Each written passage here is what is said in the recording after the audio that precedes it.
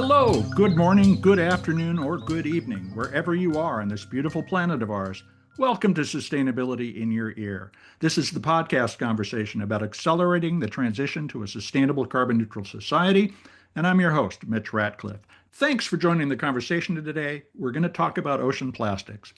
Every year, more than 11 million metric tons of plastic enters the ocean. That's the equivalent of dumping a garbage truck worth of plastic every minute. And we've known for decades that marine animals eat this debris, but until recently, no one had systematically quantified how much plastic it actually takes to kill them. And the answer is, it turns out, disturbing. Less than 3 sugar cubes worth of plastic increases an Atlantic puffin's risk of dying by 90%. A loggerhead turtle reaches the same threshold at about 2 baseballs worth. And for a harbor porpoise, a mass of plastic roughly the size of a soccer ball can kill. More concerning, at the 50% mortality level, that is where half the animals who consume the plastic die, the volumes that kill them shrink to less than 1 sugar cube for a puffin and half a baseball for a loggerhead turtle. Our guest today, Dr. Erin Murphy, is the manager of ocean plastics research at the Ocean Conservancy and lead author of the study that produced these findings. Published last month in the Proceedings of the National Academy of Sciences, her team's research analyzed more than 10,000 necroscopies across 95 species of seabirds, sea turtles, and marine mammals worldwide. It's the most comprehensive assessment yet of how different plastic types, soft film like bags, hard fragments, synthetic rubber from balloons, and abandoned fishing gear, translate into mortality across marine life. The findings matter beyond ocean conservation. A 2024 study in the New England Journal of Medicine found microplastics embedded in human arterial plaque of cardiovascular surgery patients, and those with detectable plastics were 4.5 times more likely to suffer a heart attack, stroke, or death in the following 3 years. The same polymers killing seabirds and sea turtles, polyethylene, PVC, and their chemical additives, are found in human blood, lungs, liver, and placenta. Dr. Murphy's research offers policymakers what they've been asking for: science-based data to inform decisions about which plastics to regulate and how aggressively to act. Nearly half the animals in her study that had ingested plastics were threatened or endangered species. And with global negotiations on a binding plastic treaty continuing and extended producer responsibility programs expanding across the United States, the timing of this research could not be more relevant. So we'll talk with Erin about what her team found, why balloon fragments are amongst the deadliest items for seabirds, how fishing gear became the leading killer of marine animals, and what her research means for the humans who share a planet and a body burden with these species. You can read the full study at pnas.org and find Ocean Conservancy's work at oceanconservancy.org. Ocean Conservancy is all one word, no space, no dash. oceanconservancy.org. So, how much plastic is too much for wildlife and for humans? Let's find out right after this brief commercial break.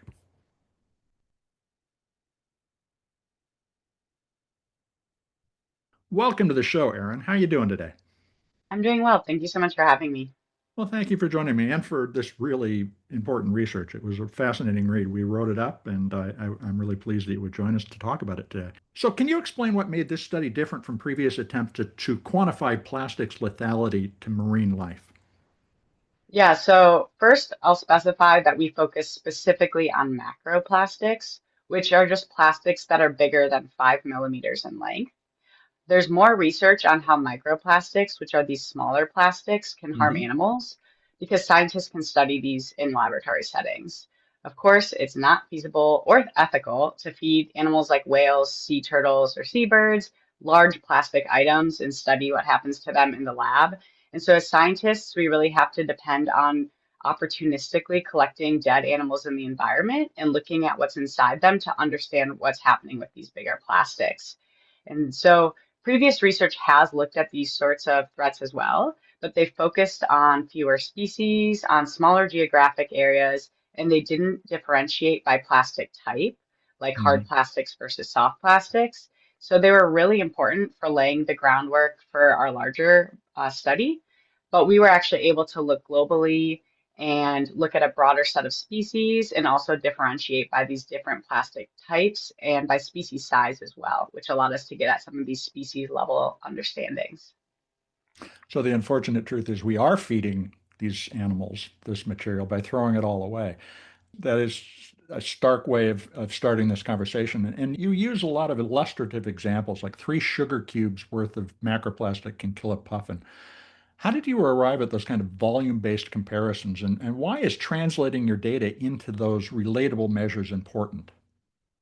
Yeah, so when we did this in the study, we actually looked at the influence of volume based on the animal's body length. So we reported all of this as a deadly volume per centimeter of body length, but telling people 0.098 centimeters cubed per centimeter doesn't really mean anything to them. And honestly, when I first got those centimeter-based thresholds, it didn't mean that much to me.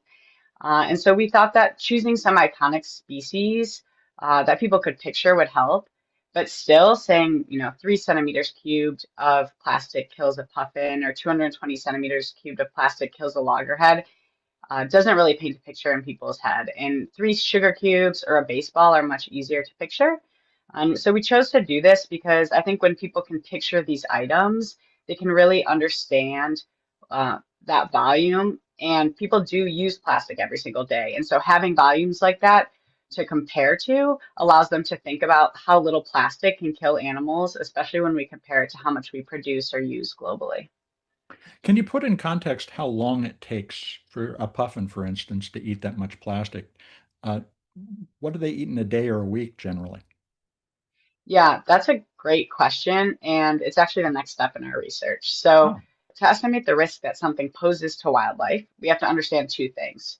So, one is your question, how likely are they to be exposed to this threat?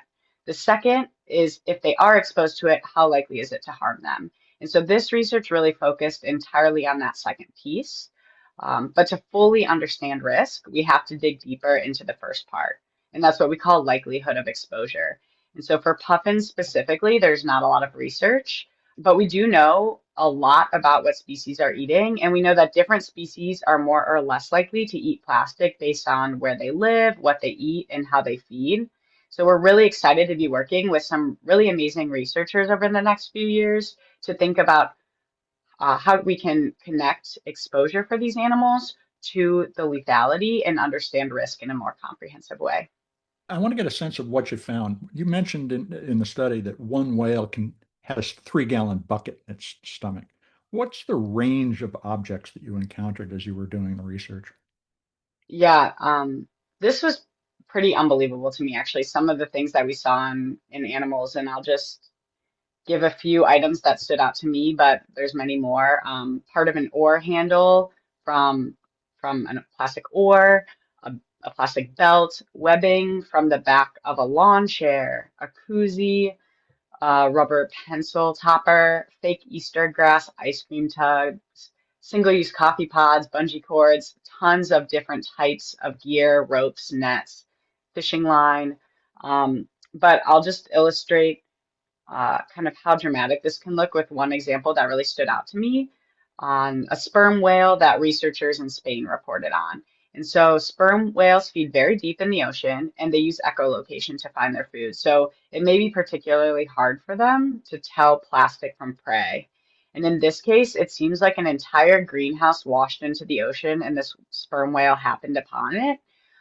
It had plastic film cover material for a greenhouse in its stomach, along with a flower pot, a piece of a hose, a plastic burlap sack, plastic carafe, and plastic spray bottle, and even fake plastic mulch in its stomach. And unfortunately, this was one of the individuals that did lose its life to plastic ingestion.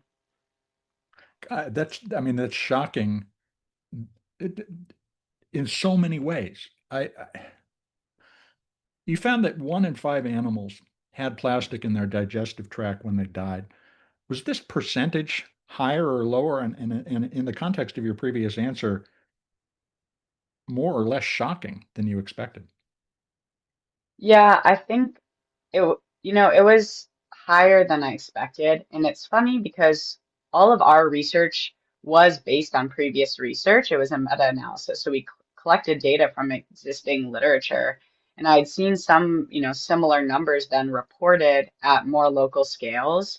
But I think it still really shocked me to look at so many studies and see, for sea turtles, that was 1 in 2 sea turtles had plastic in their gut, and for seabirds, 1 in 3.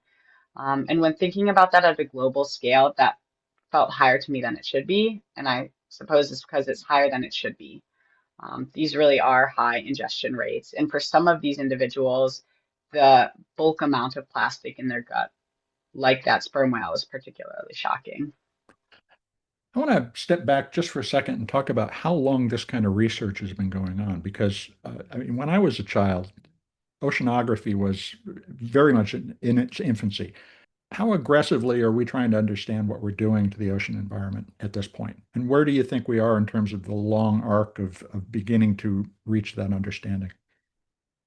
Yeah, I don't know if we'll ever fully understand it, which is one of the things that makes studying the ocean so interesting. It's so complex and vast. But we've come a long way, and for plastic pollution in particular, the 70s was really when we started seeing those first reports of animals eating plastics.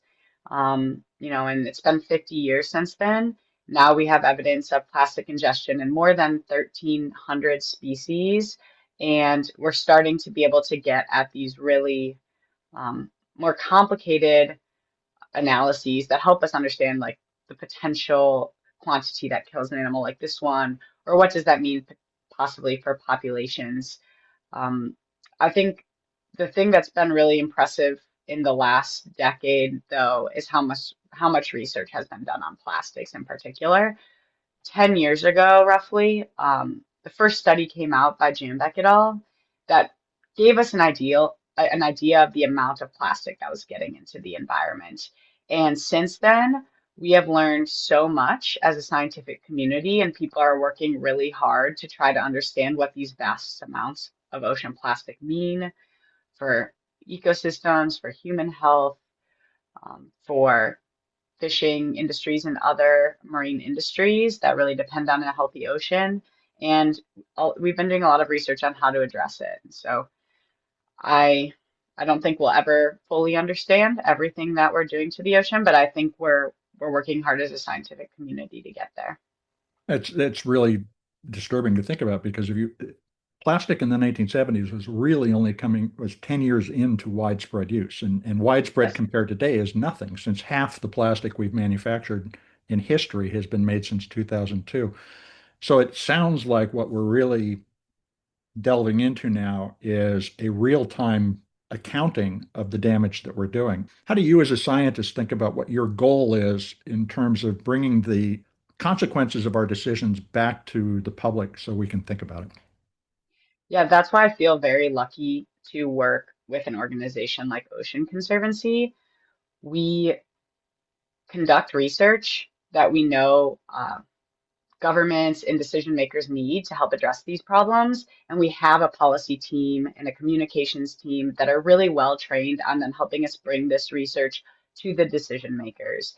And the type of research we're doing here in particular on risk assessments is something that governments are really craving. Um, they want to set science-based targets as they try to address plastic pollution. And part of that is understanding environmental thresholds that we should be aiming for to better protect marine wildlife, to better protect marine ecosystems. And so when we do research like this, a big part is getting it into the literature in this sense to the scientific community, but it's also working with our policy team and our communications team to make sure the public hears about it and to make sure that decision makers nationally and abroad hear about the work that we're doing and can use this to help inform science-based targets that they're setting right now. So, one of the materials that you found was most dangerous is rubber, particularly from balloons. It emerged as especially deadly for seabirds, where you estimated that just six pea-sized pieces could create a 90% mortality rate. What's happening physiologically with balloon fragments that make them so lethal? Yeah. So if you think about the design of a balloon, they're super stretchy and they're long and they're thin, and even the fragments seem to have this shape. And so they get stuck at those junctures in the gastrointestinal tract, like between the stomach and the intestine. And the gut moves things along through these wave-like contractions. Mhm. And it seems like these stretchy materials just kind of stretch with it. And so the gut just isn't able to move them through as easily. And we see similar things for those plastic bags as well. Well, you also point out that sea turtles appear to mistake plastic bags for jellyfish. Is there anything we could do in terms of the chemistry of soft plastics or the appearance of soft plastics to make them less attractive to sea life? Yeah, I don't know if there's a way that we can make them less attractive that I know of. And it's unfortunate because we know there are a lot of plastic bags in the environment compared to other plastics. Every year, Ocean Conservancy organizes the International Coastal Cleanup, and plastic bags are consistently in the top 10 items we see most frequently.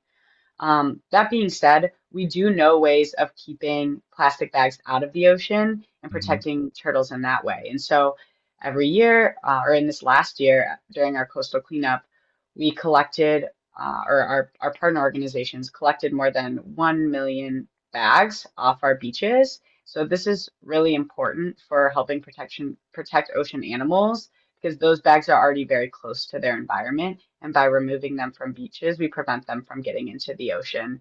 We also know that plastic bag bans, like the policy that California just implemented, are very effective in reducing the threat that plastic bags pose to marine wildlife and help by helping prevent them getting into the environment in the first place. So there was a recent study published in Science that actually showed that communities that implement bag bans, whether that's a city, a state, or a country, um, do meaningfully reduce the amount of plastic bags that end up on beaches by 25 to 47%.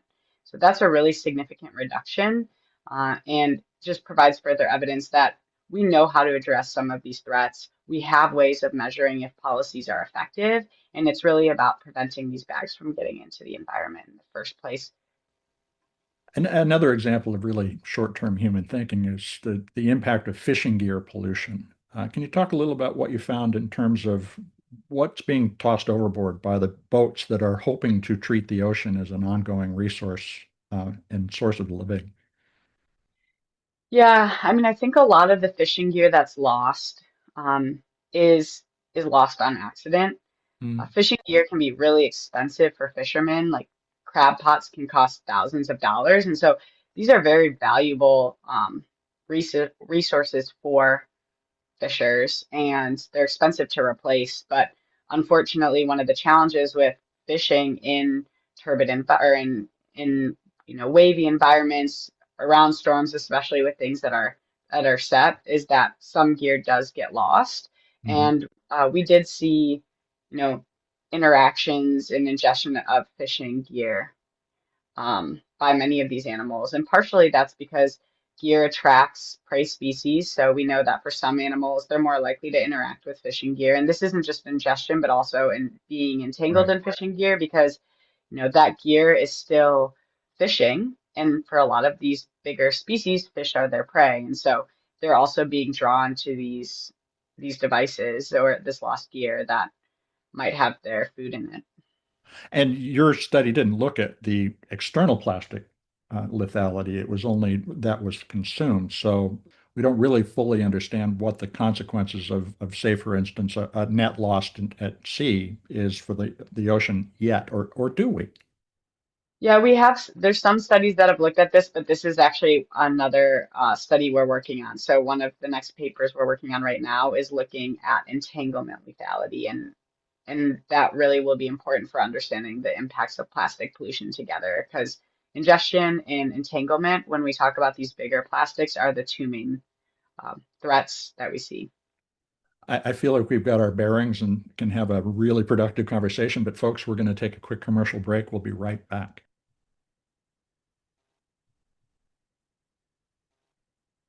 Welcome back to Sustainability in Your Ear. Now, let's get back to my discussion with the Ocean Conservancy's Dr. Erin Murphy, who led a groundbreaking study about the lethal effects of macroplastics in sea life. Erin, nearly half the animals that you studied that had ingested plastics were already listed as threatened. Is plastic pollution accelerating extinction risk? And what species do you feel are most endangered? Yeah, that's a great question. Right now, there's not a lot of research yet on population level effects of plastic pollution. And our study is really helping build that information out, but it's just very difficult to understand what's happening to populations that often we have trouble studying in the first place. Still, for many marine species, the IUCN Red List notes plastic pollution as a significant threat. 6 out of 7 sea turtle species are threatened. We saw really high ingestion rates for sea turtles. We know that 5% of the turtles in our data set died from plastic ingestion. So I think there is a lot of evidence suggesting that this could be contributing to extinction risk. And there are some studies that look at very specific populations that we know are vulnerable, like the Hawaiian monk seal, that has found that plastic pollution is contributing to extinction risk. And the hopeful piece in the Hawaiian monk seal case was actually that as communities started doing large-scale cleanup efforts in the Hawaiian Islands, they actually saw a rebound of that population. So again, just a reminder that even though we know that this is something that is posing a threat to marine species we really care about, it's also evidence that targeted and effective intervention strategies can be really important in helping some of these species rebound. That's encouraging. And so it isn't as though we're doomed or that nature is doomed. We can intervene in our behavior today and make a change for the better in the future. How does the Ocean Conservancy encourage people to do that? Yeah, so there was a study that some of us co-authored and the Ocean Conservancy supported that came out in 2020 that looked at what we would really need to do on a global scale to reduce plastic pollution in the ocean meaningfully enough to hit some of our potential targets. And in this case, we were thinking about just returning to 2010 annual leakage rates into the environment. And what we found is that we really need sweeping change to our relationship with plastic and our waste management systems. And so we found that to achieve this goal, we would need a 40% reduction in plastic production globally. We would need waste management to reach levels of 98 to 99%, depending on the income of the country. And we would need annually 40% of waste that gets into the environment then be cleaned up. And at Ocean Conservancy, we really work on policy efforts in all three of those big buckets. And so, we have the international coastal cleanup, but we also work on upstream policies with our policy teams at the subnational, national, and international levels to try to work towards some of those goals of reducing plastic production and better managing the plastic waste that we do use. You used the phrase our relationship with plastic, which is an interesting concept. In 2024, the New England Journal of Medicine reported that microplastics were found in human arterial plaque, and that resulted in much higher risk for cardiovascular events. Do you see what you're studying as a parallel crisis or the same crisis, just in a different species? Yeah, I view that, so they were looking specifically at microplastics and we Mhm. focused on macroplastics in this study. That being said, most microplastics that are in the environment are breaking off of these larger macroplastics. So in that sense, I do view this all as part of the same crisis. And I think we need to think about all of the harms that plastics materials are causing to human health, to animal health, and to socio-cultural outcomes like our marine and terrestrial industries that are affected by plastic pollution. And we need to think about comprehensive policies that are addressing all of those harms. Are there studies that are showing the same types of impacts from plastic in human and non-human species that we can use to start to tell the story in that same illustrative way that you did with the sugar cube analogy, so that people really take this seriously? I mean, the problem with our society is that we're accustomed to throwing everything away. Yeah, so there's a lot of really great research that's being done on microplastic Mhm. exposure in other marine and aquatic organisms. And those are more similar to what's happening in humans, but that human research and the research on sort of sublethal microplastic risks, like the risks to cardiovascular systems, nervous system, um, gastrointestinal tracts, those are all pretty new. And so this body of research is really building, and I think we're going to learn a lot in the next decade. Do you see an acceleration of your ability to make those kinds of conclusions, well-grounded conclusions, emerging as a result of the advent of something like artificial intelligence? Are we at the dawn of a scientific revolution?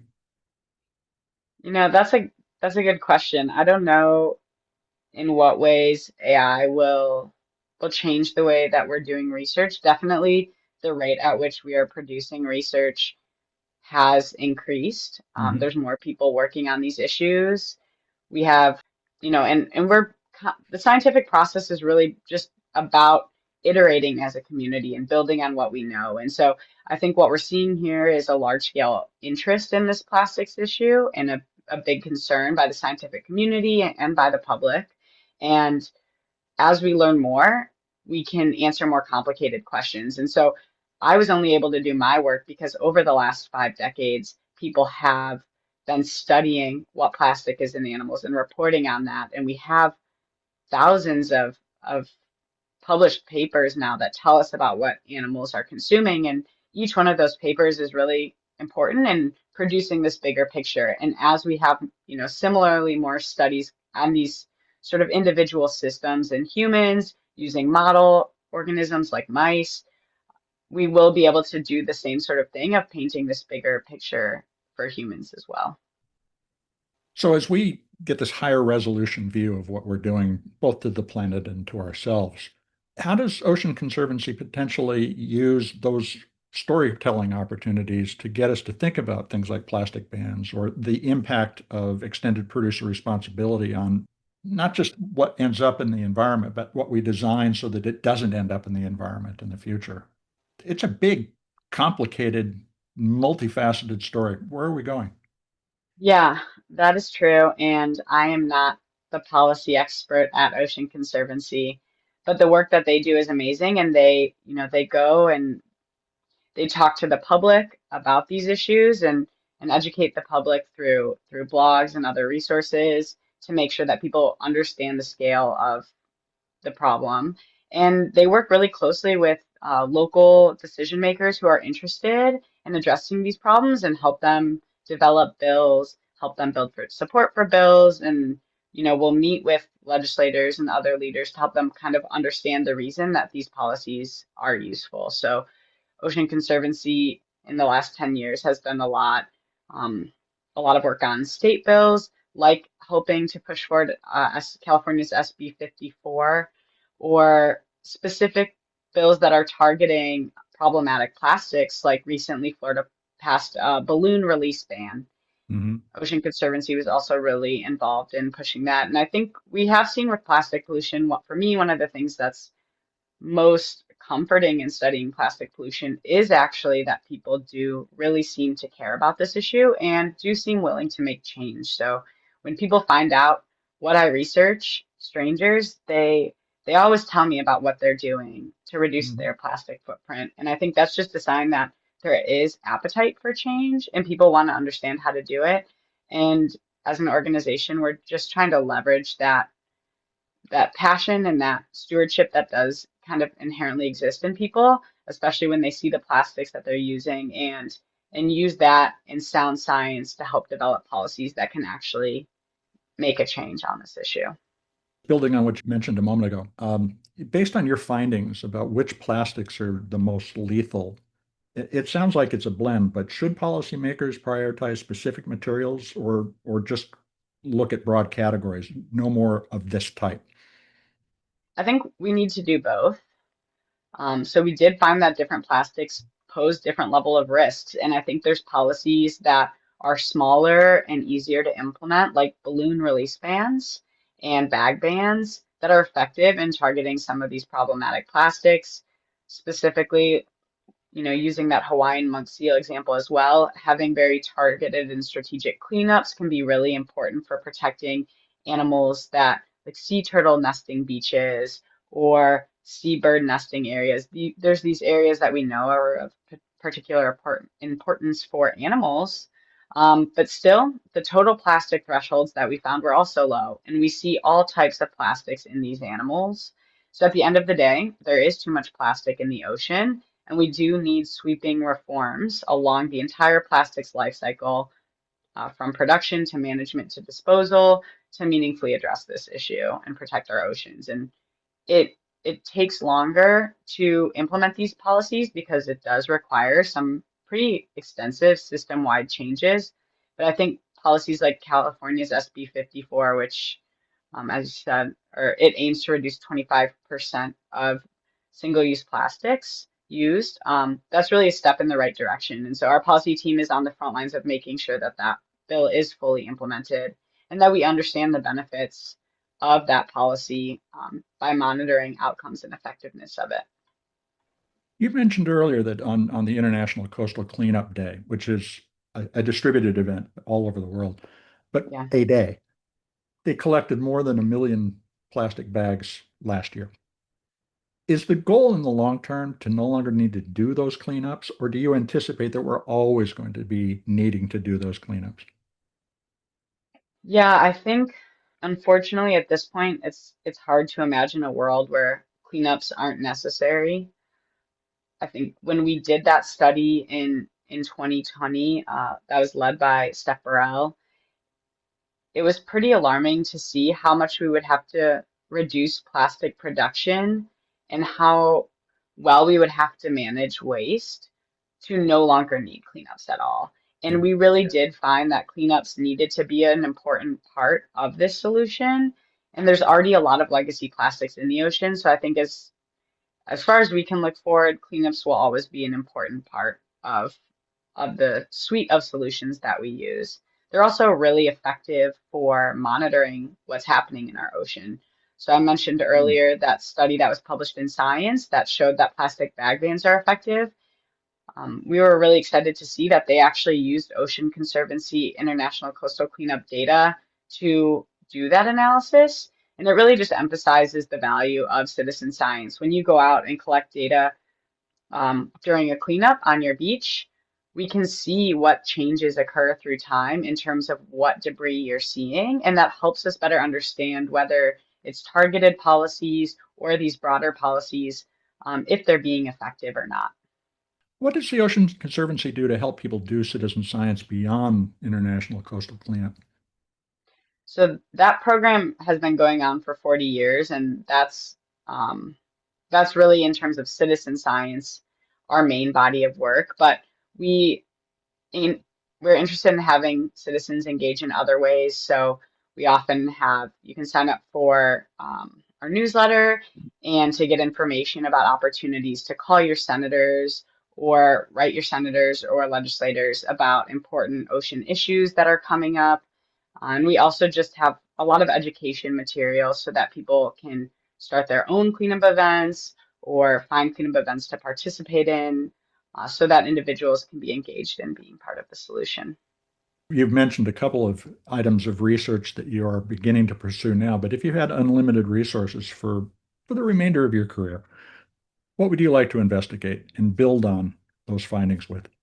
Yeah, it's pretty hard to imagine unlimited resources as a Especially now, conservation I know, but scientist. Yeah, but we already started working on answering some of these next questions that are remaining for us, and I'm really excited about the work that we're going to be doing over the next 3 to 5 years, and I will not be surprised if, um, this body of work trying to understand what's happening to ocean animals becomes a career-long question for me.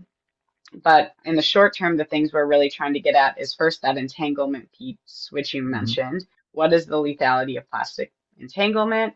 And we also just launched a working group with scientists from all over the world to take what we have learned about the lethality of plastic ingestion and to build out, include what we are learning right now in our research about entanglement, and then bring in that exposure piece. So that question you asked earlier about how much plastic is a puffin eating, how often does it have a lethal dose?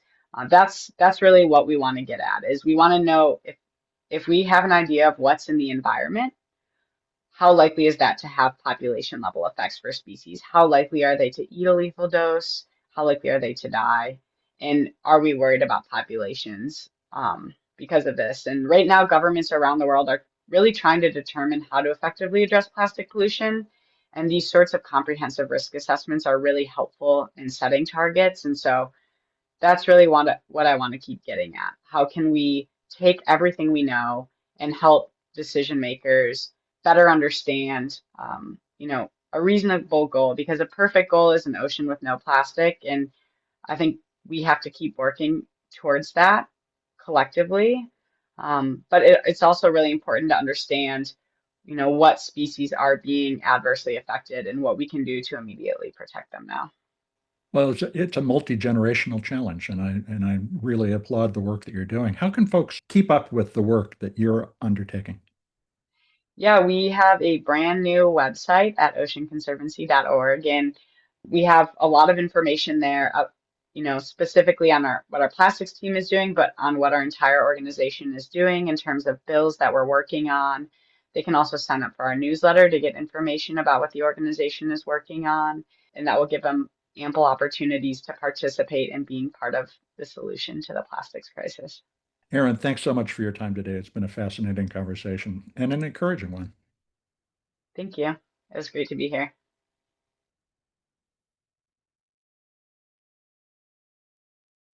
Welcome back to Sustainability in Your Ear.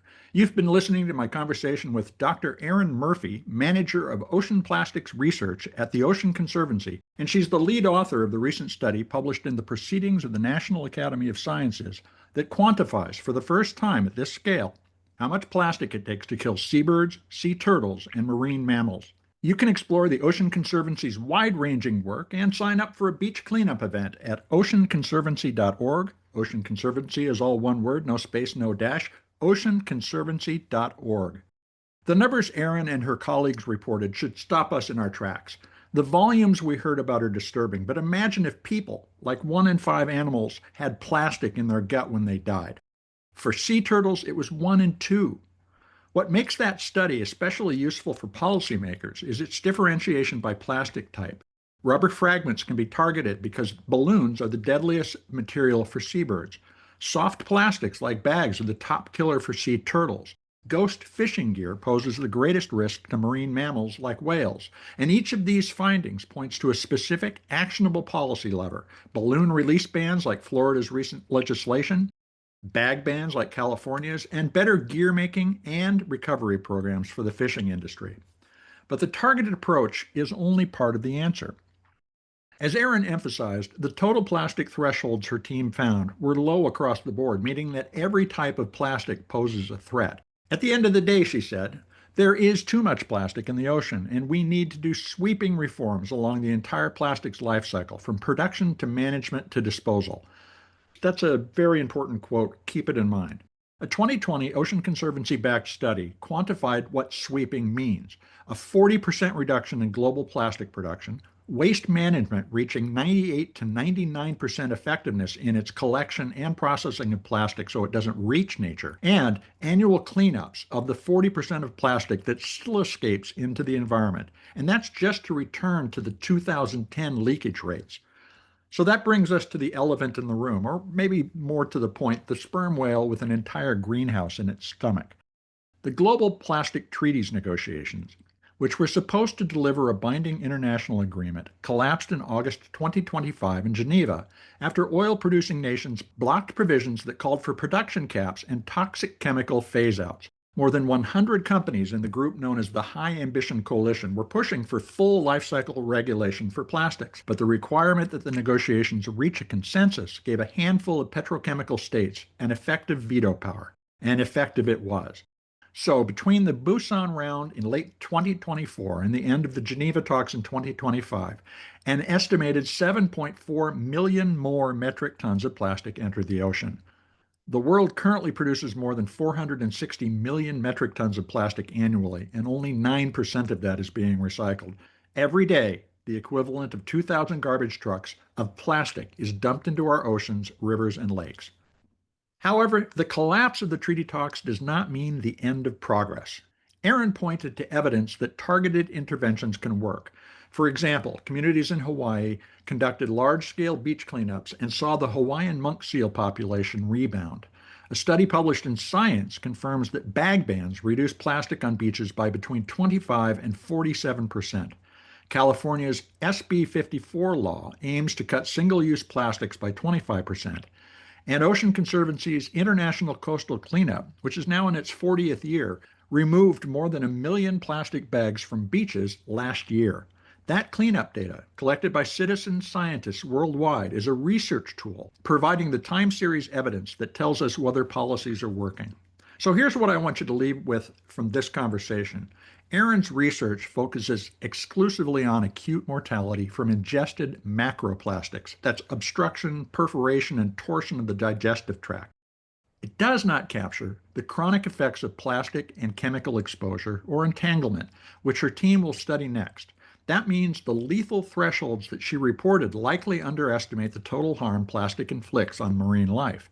And the parallel crisis in human health is building from the same source of pollution, which has scattered microscopic shards of plastic across the planet, from the seas to the highest peaks. Most of these microplastics began as macroplastics, like those that are killing puffins and turtles. They break down in the environment into fragments small enough to enter our bloodstream, lungs, liver, and even women's placentas. As Erin put it, it is all a part of the same crisis. So one of the most encouraging things that Erin said was also the simplest.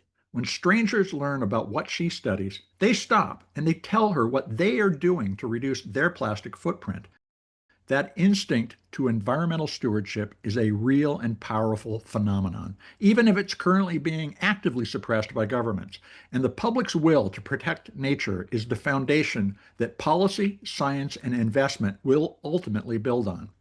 The ocean doesn't need our sympathy. It needs a 40% cut in plastic production, waste systems that actually work, and the political will to treat a binding plastics agreement as a matter of human survival rather than an inconvenience for a few petrochemical companies. Until international negotiations deliver that agreement, the work continues at every other level. State legislatures, coastal cleanups, citizen science, and research programs like Erin's that give decision makers the evidence-based targets that they've been asking for.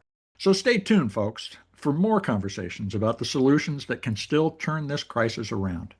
And I hope you'll take a moment to take a look at any of the more than 540 episodes of Sustainability in Your Ear in our archives. Take time to share just one of them with your friends or your family. Writing a review on your favorite podcast platform will help your neighbors find us. Folks, you're the amplifiers that can spread more ideas to create less waste. So please tell your friends, family, and coworkers they can find Sustainability in Your Ear on Apple Podcasts, Spotify, iHeartRadio, Audible, or whatever purveyor of podcast goodness they prefer. Thank you all for your support. I'm Mitch Ratcliffe. This is Sustainability in Your Ear, and we will be back with another innovator interview soon. In the meantime, take care of yourself, take care of one another, and let's all take care of this beautiful planet and its oceans. Have a green day.